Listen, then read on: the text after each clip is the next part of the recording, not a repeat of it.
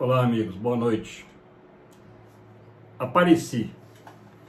Andei alguns dias aí com outros problemas do meu dia a dia, nada grave, mas apenas algumas ocupações que eu precisava de ter e alguns problemas que eu precisava de resolver e também um pouco de preguiça de gravar vídeo, né?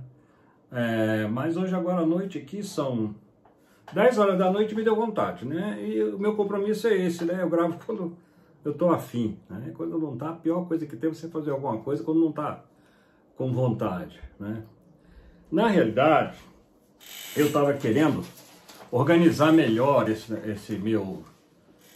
conversa que eu tenho com você, nesse bate-papo furado aí, com o objetivo da gente discutir e conversar.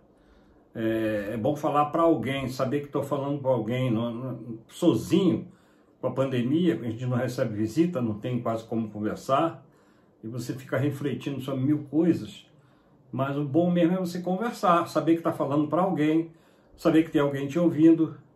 Isso motiva um pouco a gente refletir na minha idade, da nossa idade, dos meus amigos, dos meus contemporâneos, pensar, refletir, botar a cabeça para funcionar, é bom para a gente. Deixa o alemão bem longe da gente, sabe? O cara que para de pensar traz o alemão para perto dele. Você sabe quem é o alemão, né? Pois é. Então eu estou até agora fazendo aqui umas anotações para não perder a foca, para não perder o foco. Tipo Alexandre Garcia, né? Alexandre Garcia pega lá o caderninho dele, vai olhando, né? Mas então é isso, estou aí de volta. Daqui para frente, a minha ideia era ampliar aquela série de episódios, aqueles 13 episódios, na realidade nós resolvemos em 11, tem 2 ali que eu falei de coisas que tinham recentemente acontecido, e eu não quero me prender a esse negócio de ficar falando sobre o que aconteceu ontem. Pode ser que em determinadas circunstâncias eu fale, mas a ideia é discutir a coisa com um pouco mais de profundidade, para que nós possamos a cada dia mais ir entendendo o que está efetivamente acontecendo, né? Se nós não fizermos essas reflexões, a gente fica como estão a maioria das pessoas, um tanto ou quanto perplexas com o que está acontecendo. Que mundo é esse? O que essas pessoas pensam? O que elas querem? Que mundo que essas pessoas querem?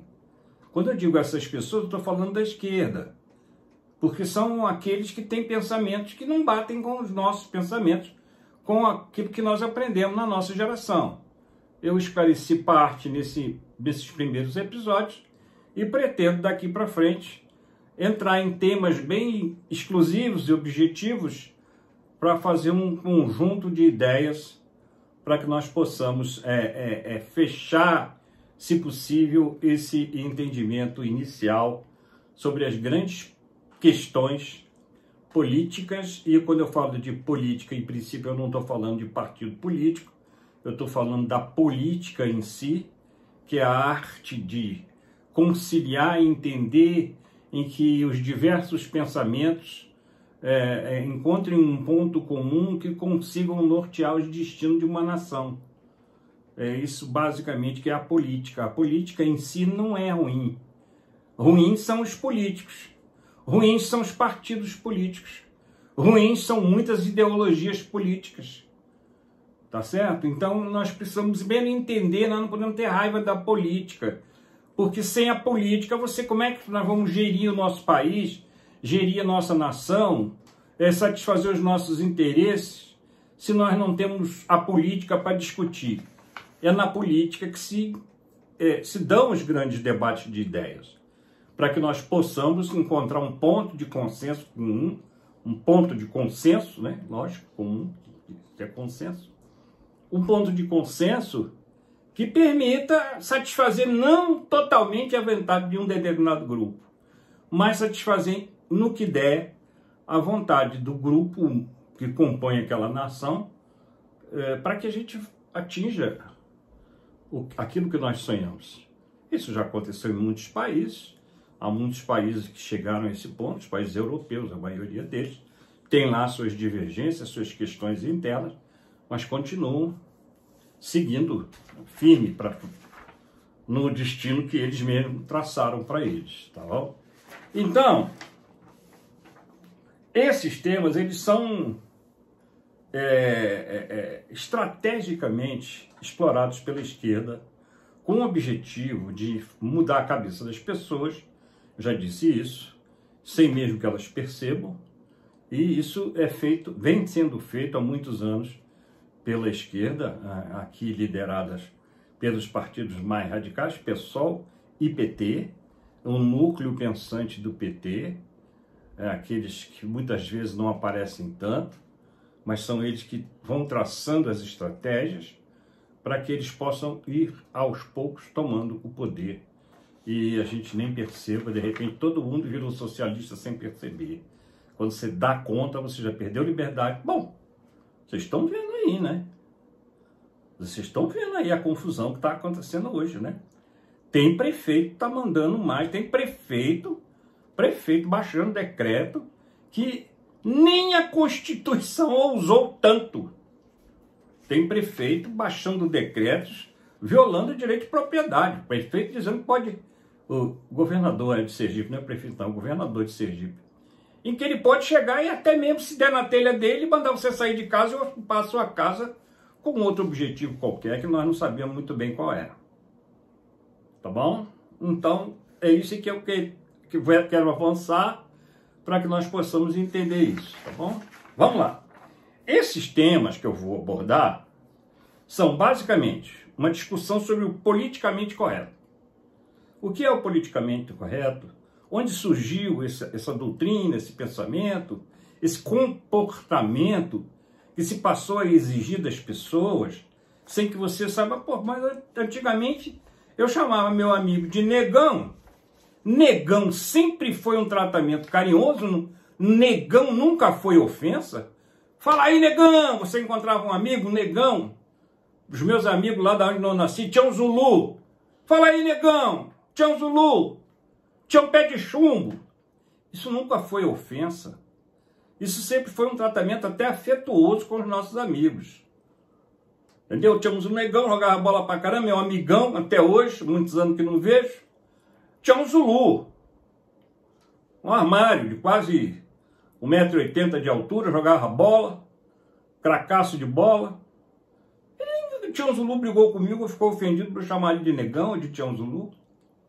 Agora virou crime até. Se você chamar uma outra pessoa que você não tem intimidade de negão, o cara pode te processar. Isso é tipicamente politicamente correto. Tem que chamar ele de afrodescendente.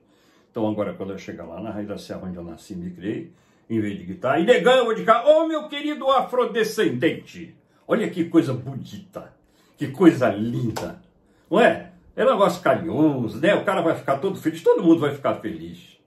Como se aquilo que nós criamos durante o desenvolvimento da nossa civilização de tratar as pessoas fossem as palavras e os termos que fizessem as pessoas melhores ou piores.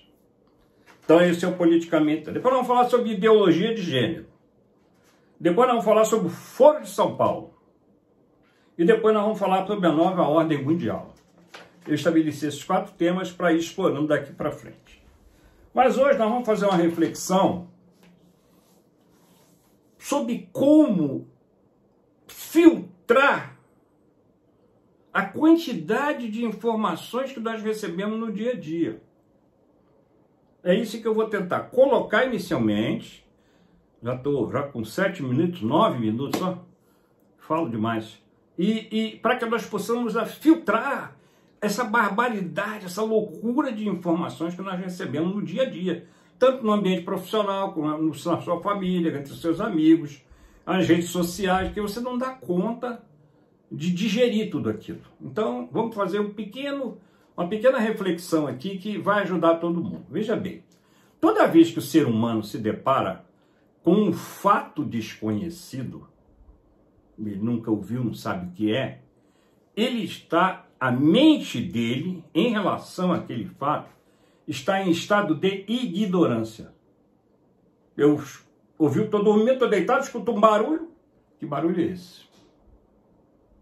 Que barulho é esse? Não sei, estou ignorante. Vou investigar que barulho é esse.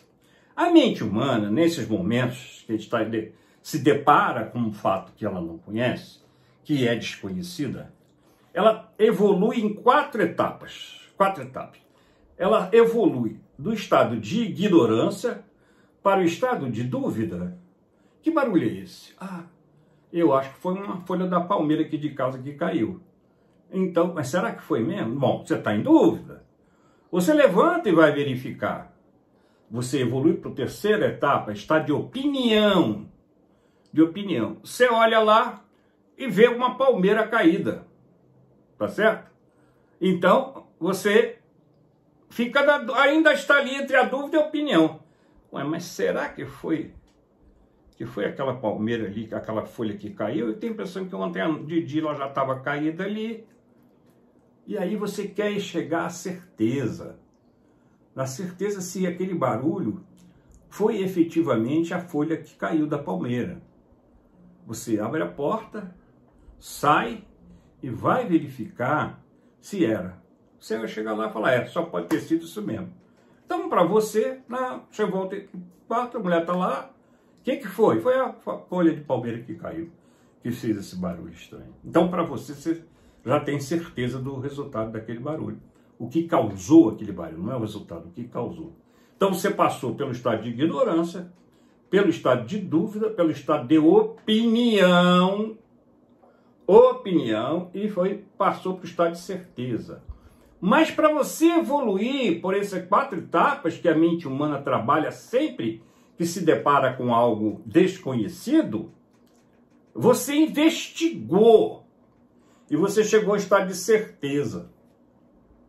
Entendeu? Para chegar. Só que certeza é um sentimento íntimo. Entende? É um sentimento íntimo. E no mais das vezes, nós estamos chegando à certeza e à opinião sem ter feito nenhum trabalho de pesquisa para saber se aquilo é aquilo mesmo. E muitas das vezes, a certeza que você tem, ela não é a verdade, muito menos a realidade. Você passa anos, às vezes, tendo certeza de uma coisa, de repente você vê que aquilo não era verdade. Ou seja, aquilo, a realidade era diferente. A realidade é. Não há dúvida quanto à realidade é. O problema é chegar na realidade. E nos dias de hoje, o que a gente mais vê é as pessoas dando opinião sobre aquilo que não entendem, sobre aquilo que não conhecem. E vão para lá e começam a falar e fazem narrativas sobre um determinado fato. O que é uma narrativa? Uma narrativa é uma história bem contada, com princípio, meio e fim, mas que não tem correlação com os fatos. Aquilo é que o cara imagina, ali entra a dúvida e a opinião, ele escreve aquilo que ele acha que é. Mas esse achismo que a gente encontra demais hoje em dia, aí, eu acho que é isso, eu acho que é aquilo. A pessoa não tem a humildade de dizer, eu acho que é isso. Mas no fundo ele está na dúvida ainda. Mas ele já emite uma opinião sem ter certeza de nada, muito menos. Ainda, quer dizer, a opinião é uma opinião, é o que eu estou dizendo aqui. Eu, desde o primeiro momento, estou dizendo para vocês, gente, isso aqui é a minha opinião. Por quê? Porque muitas coisas que acontecem aí no dia a dia que eu conto para vocês, eu não tenho certeza absoluta se aquilo é a verdade, se é a realidade. Porque a opinião, a certeza e a verdade, elas são sentimentos pessoais. Estão aqui na minha cabeça. Já a realidade não. A realidade é aquela verdade material que você chega lá e não tem como dizer que não aconteceu aquilo, porque os fatos estão provados e corroboram aquela versão final, que é a realidade. Então, eu estou dizendo isso aqui, essa divagação audaciosamente filosófica, para que a gente aprenda a não emitir opinião. Por quê? Às vezes a gente fala um monte de bobagem. Eu mesmo falo bobagem. De vez em quando eu boto um negócio lá e vou ver, é verdade. Eu falei, caramba, que mico. Então vamos pensar sempre nisso. Espera aí, deixa eu ver o que é isso aqui primeiro. Li a notícia, eu vou ler outro, vou ler outro, vou ler outro, vou ler outro, vou formar a minha opinião. Aí você não esqueça que aquilo é a sua opinião. Tá bom? Então hoje nós vamos ficar por aqui. Bom revê-los. E a gente volta aí num momento qualquer. Um beijo no coração de cada um de vocês. Que todos tenham tido uma boa Páscoa. E até a próxima.